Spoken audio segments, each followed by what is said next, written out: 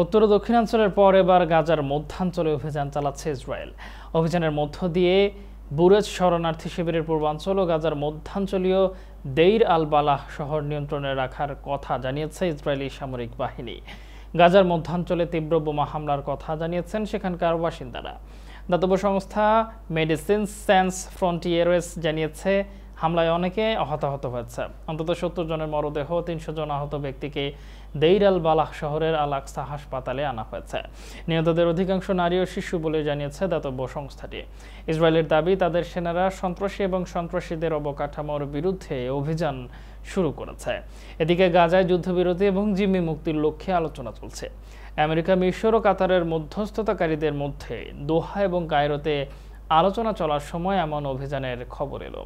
গত বছর ৭ অক্টোবর ইসরায়েলের দক্ষিণ সীমান্তে হামাসের আকস্মিক হামলায় প্রায় ১,২০০ জন নিহত হন।